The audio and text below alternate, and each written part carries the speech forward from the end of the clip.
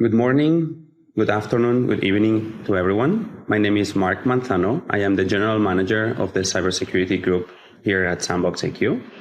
And today we're going to be talking about the recently standardized PQC algorithms and all the initiatives that are being pushed worldwide around transitioning to this new set of algorithms. Today I'm joined by Colin Soutar. He's Managing Director at Deloitte, and he is the Global Quantum Cyber Leader. We're also joined by Andy Regenscheid. He's the lead of the Cryptographic Technology Group at NIST. And we're also joined by Carlos Aguilar-Melchor, who is the Chief Scientist of Cybersecurity at SandboxAQ. Welcome, everyone. We're going to be talking about several topics, and we are going to be starting around an introduction about what is PQC and what are the NIST standards. Andy, my first question goes to you. What are the NIST standards? How are they supposed to be used? And why are they important? Yeah, thanks, Mark.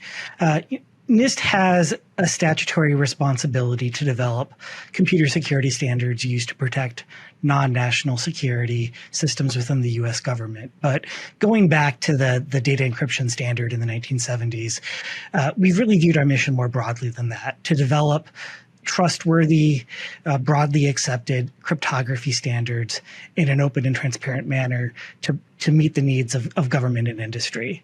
So we have a broad suite of cryptographic standards for primitives like digital signatures, block ciphers and modes of operation, hash functions, and key establishment techniques using public key cryptography.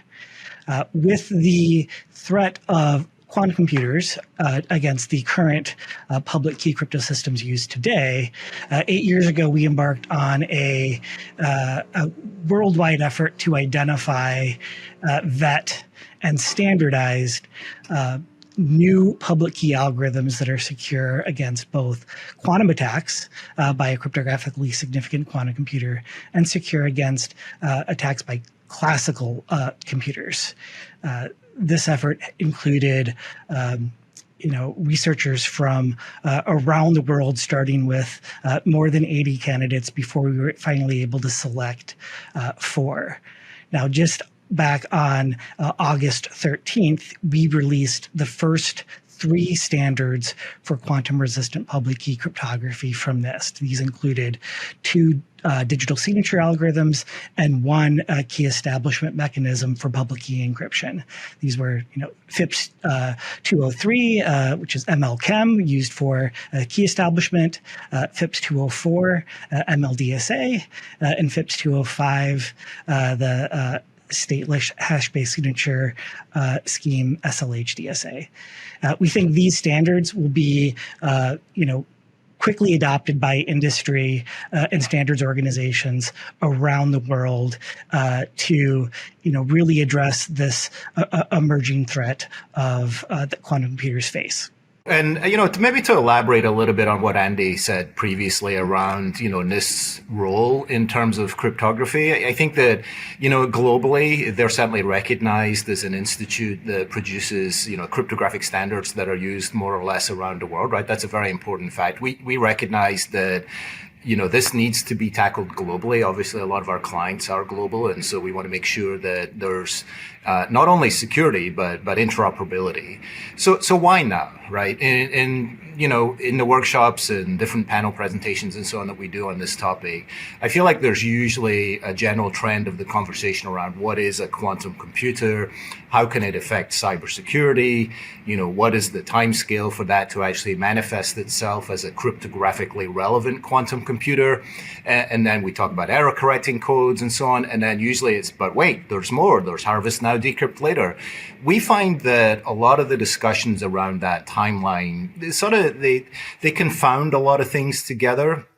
And it ends up being quite confusing, I think. The way that we tend to characterize it is this, that if you accept, with all these moving parts, if you accept that there's a finite probability that a cryptographically relevant quantum computer will be available, let's say, in the next 5 to 10 years. The real question is, how long is it going to take you as an organization to upgrade your cryptography, repair your third-party dependencies, fix your supply chain and so on? Is it 8 years? Is it 10 years? Is it 12 years? I mean, past from SHA-1 to SHA-2, which was relatively straightforward. We hear some organizations a decade, after that was prompted, we're still doing upgrades, right? So our view is not to be alarmist and say that the world is changing overnight. We see that the NIST FIPS standards that were released as a great starting point in terms of the actual upgrades. We're asking organizations or suggesting to organizations that they really start to take methodical steps now to understand what their exposure is, to start thinking about their roadmap for upgrades. And in that way, they can do it through the normal course of business and not end up down the line where there's a scrambling to try and do the upgrades and conditions will not be ideal to do that. This is fabulous, Colin. Thanks. I'd like to move towards topic on the impact of PQC on business operations. Carlos, I would like to start with you. What are the changes that cryptographic protocols and systems will have to undergo given the new set of standards? So the new cryptographic algorithms have different profiles in performance than what we had up to now. So we have at some points higher sizes for keys or for ciphertexts that are exchanged, and those changing profiles will imply that we have to adapt some protocols too. So these new standards are being followed by a significant set of other standards that were waiting for NIST to publish the final FIPS. And over the next 12 to 18 months, we are going to see quite a few standards that were ready to change, but waiting for the final specifications to be out. So there is going to be a 1 year, 1.5 years of other standards that are going to be impacted. And there is also some new complexity. Like right now we have today some cryptography that is very small, very efficient, and they are going to be replaced by a multitude of alternatives that have different performance profiles.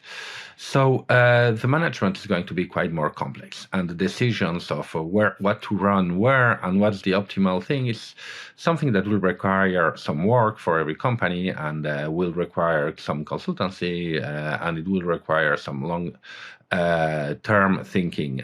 So yeah, it's going to be an amusing time. Thank you, Carlos. Colin, what do you think are the required updates that we need to start thinking for our security infrastructure?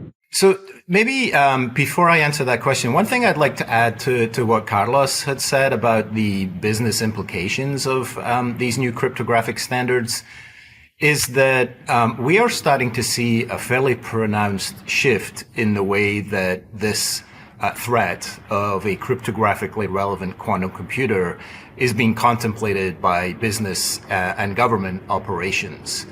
As an example, they are starting to think more about what are the business implications as the cryptography reliance moves its way up the stack through infrastructure to applications to business outcomes.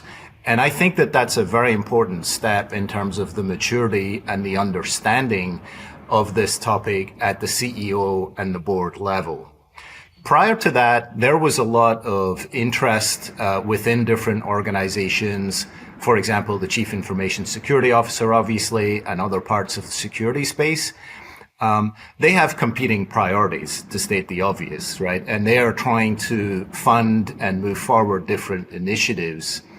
I think that the impact, the potential impact of a cryptographically relevant quantum computer on business operations is sort of so vast and immense that it's been hard to articulate that in a way.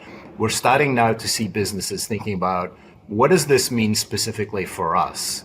For example, in the financial services industry, transactional integrity would be a huge impact to them. And if you've lost that trust from a transactional integrity perspective, where do you start, right? And so those are the types of considerations now. I think people are moving a little bit more beyond the historical understanding of data confidentiality, starting now to think about the integrity of transactions, which is one of the biggest impacts. And then ultimately, of course, if organizations don't act in time, availability will become a key consideration because systems will have to shut down until they're upgraded.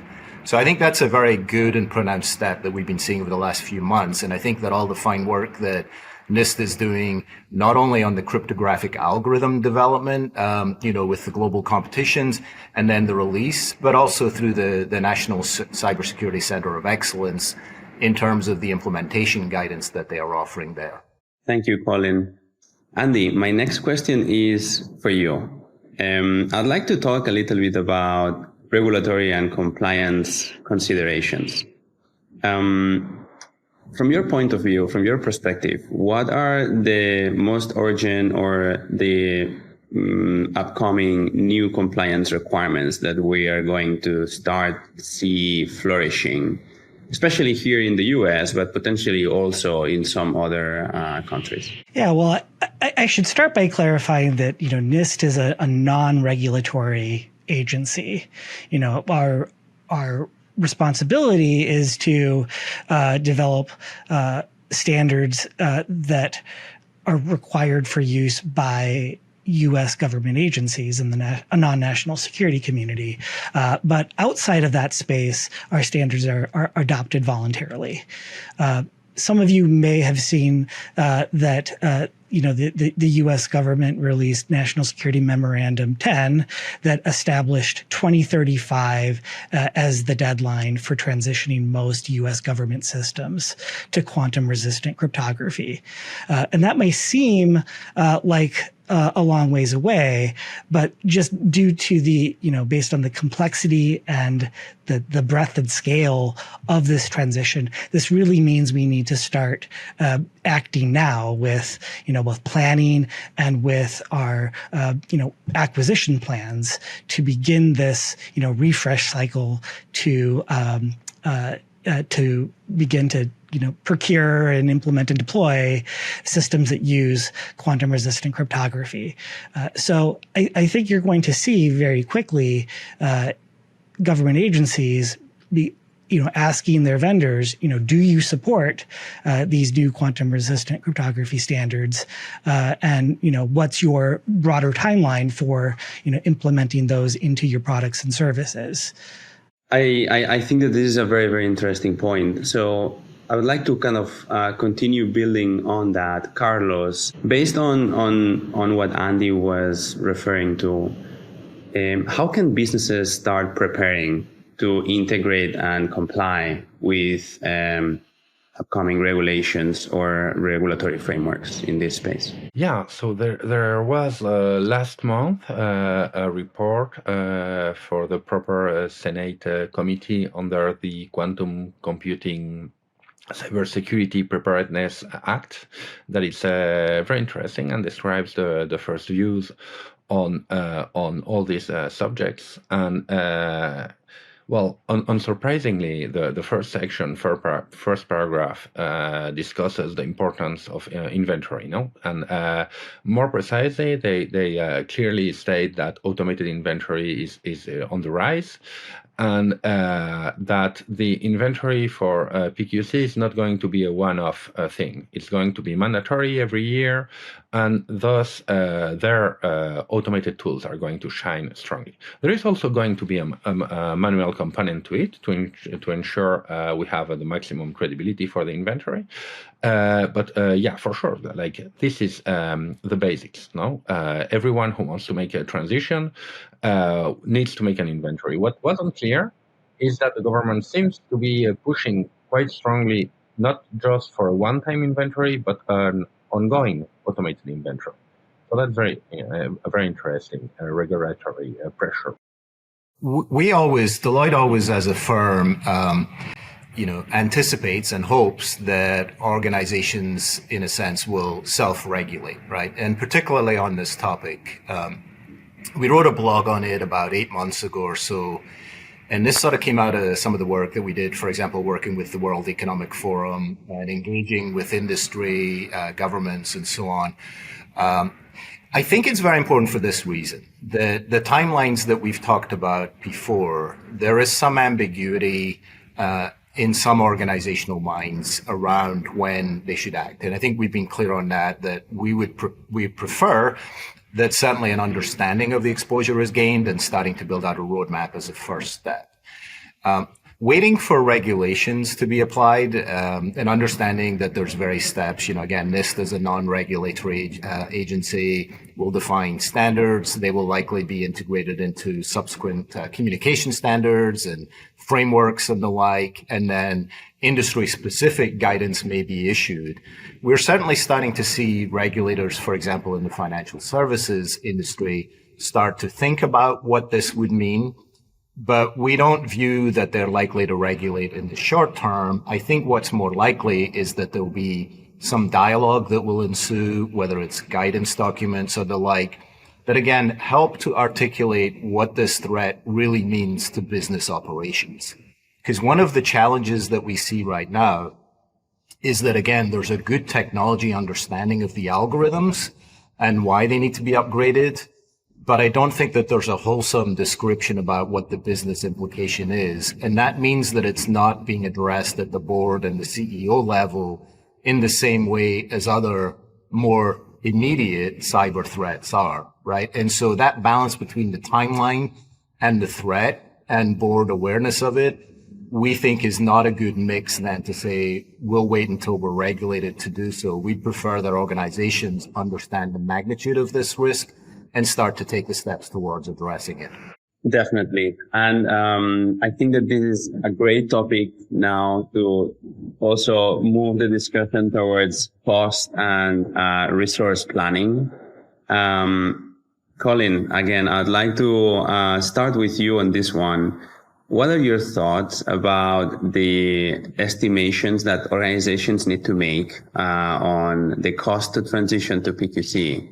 And how many resources need to be allocated for this purpose? So at this moment in time, in terms of resourcing and costing, what we advocate to organizations is the best first steps is to make sure you have organizational support. This is a multi-year effort. This is not something that one can budget over the next 12 or even 18 months. And so we very much advocate that an organization should have a clearly delineated champion of the need to look at quantum cyber readiness. And typically that's someone within the Chief Information Security Officer purview, but really it needs to be done in consort with, for example, in some cases, the Chief Technology Officer and the CIO, with, again, exposure and awareness up at the CEO and the board level. So that is the first steps that we suggest is identify a champion and then start to think about what this upgrade will mean for your particular organizational mission. Because as you start to think about the magnitude of this task, it's really important to think about what are the data that are very important to us. Not that all data is not important. Of course it is, but there are particular data and transactions that really are at the heart of the mission of an organization. And those should be the ones that are first remedied in terms of that particular organization. So those are the first steps that we would take, sort of running forward and doing a whole-scale inventory across an organization is probably not the first step that we would recommend at this point. We think that most of an organization's architecture can be broken down into sort of archetypal prototypes where they are indicative of the broader network. And if you start doing discovery across that, it really sets you up in terms of understanding the crown jewels and where the first step should be taken. And then you can build out a more complete budget picture and longevity. But again, it's a multi-year effort. That's the important point. I'm kind of interested, Carlos, do you have some thoughts on that? Yes. So I find two things very interesting and important. So as you said, this is going to be a significant effort. And I would like to highlight that this is not just a burden, it's an opportunity. today's cryptography is not working that well. Like there is quite a lot of outages because certificates are not valid anymore. There is quite large cost to maintain cryptography across companies, etc. And the truth is that we have seen some technologies evolve very positively over the last 20 years, like virtualization for our computer centers, software-defined networking, and things like that that have scaled up to a very modern way of dealing with them. But cryptography is basically dealt with as it was in the 80s today. Like every piece of cryptography is isolated, etc.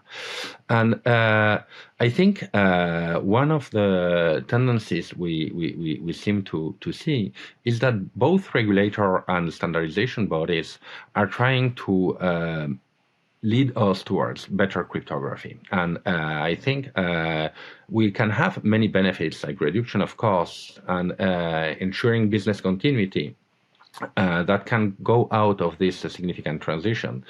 And so both the standardization bodies and governments play a key role here in ensuring that we don't just switch the algorithms. We switch the algorithms and introduce better practices.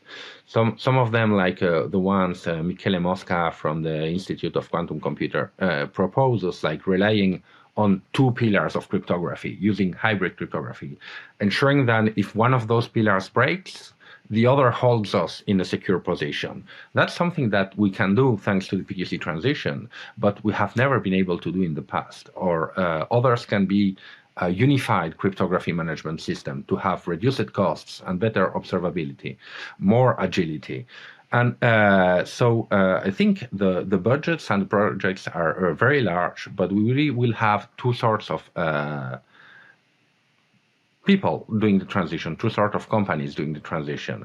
The ones that will just wait and endure this transition as the software changes, and the ones that will push significant changes in their companies so that there is a significant improvement on their cryptography.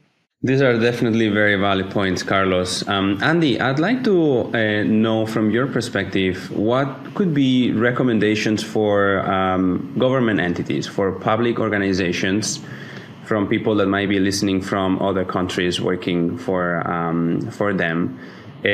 What are these first steps that they could take towards preparing a roadmap and transitioning to post-quantum cryptography? Yeah, I mean, where we're starting within the U.S. government is really starting from the perspective of identifying what systems you have that will need to migrate. You know, because of the broad use of public key cryptography, you know, nearly all of our systems, IT systems, will be affected by the PQC migration in some way. But it's going to impact different systems in different ways. You know, I think Carlos alluded to this a little bit earlier with cases where you are an organization using, you know, commercial products and services where another entity will be, you know, perhaps updating those, and that you'll be able to address those through a technology modernization and refresh cycle, or cases where you have legacy components or enterprise applications that you're going to be responsible for. And really those places where, you know, you will be bearing the brunt of the implementation of the PQC algorithms and potentially, you know, updating your own maybe proprietary protocols or tools is going to be where a lot of the cost and complexity will be. You know, I do think that really federal agencies and really organizations in general really need to look at this as just, you know, a technology modernization problem. You know, that some of these will be systems that will have to be, you know, are going to be refreshed between now and that time anyways. But, you know, unfortunately, we haven't always gone through technology refresh cycles in a smooth manner. So I think this is, you know, we're still at a time now where there's, you know, there's still time to prepare for this. We're going to need to act quickly, But, we are looking at a time frame where, agencies and organizations can really begin this process of understanding what they have and then start to adapt their requirements development process, their acquisition processes, to plan ahead for the, deployment of PQC-based systems well before 2035. Yeah, and if I may, Mark, I think both Andy and Carlos made excellent points there in terms of this being an opportunity, right? I mean, again, we don't know how much time, but we have time, right? That's the main thing. And so organizations can take this as an opportunity then to refresh, upgrade, head towards, some people call it crypto agility. I think crypto resilience I've heard more recently, which I kind of prefer because it's broader than just upgrading the algorithms. It's also policy, key management and so on. The way I characterize it sometimes on interviews, it's never a bad time to look in the attic. Like there's always things that one will find. It's really because cryptography, and I think Carlos, you said this earlier, cryptography has become so endemic and it's just been, it's been added in through homegrown applications or, hardware, different security, components that have been added in. It sort of then becomes endemic in infrastructure. And so untangling that a little bit, and putting better governance around it, more concise policies that are mapped right down to the business operations again.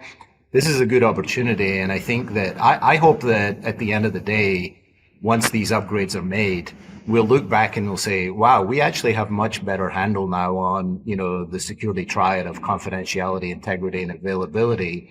And we are much more cognizant about the key data that we are accumulating, why we're accumulating it, and how that's adding value to our business. And we're not capturing extraneous data that we don't need to be responsible for. I think that would be a big win for the industry at large. I love this part, and I love the comparison with the attic. It's never a bad moment to go to your attic, but it's very hard to convince your board to spend time and money on that. So cryptography, everybody knows that cryptography is mishandled, but there is a lack of sense of urgency on going there. But now there is the PQC wave. And for the PQC wave, there will be a sense of urgency in these 12 to 24 months between the regulations, the standards that will fall, the verticals that will start moving, etc. Everyone will have a sense of urgency on acting on this. And that's the moment to go to your attic. And that's where you will convince your board to spend money on getting that done and getting that done right. And we have multiple examples. We have examples from Google and from Apple that have already started to make that transition in a very awesome way, in which they haven't just gone into PQC, but they have strongly improved their protocols and their workflows and reduced their costs. So clearly, there is a correct path to take today. This is a terrific way of finishing this discussion. To everyone listening to this conversation, thanks for tuning in. If there are questions or additional comments, I think that Andy, Colin, and Carlos will be very glad to answer any information requests that might come out from this conversation. And we could leave it here. Thank you, everyone. Thank you so much. Thank you.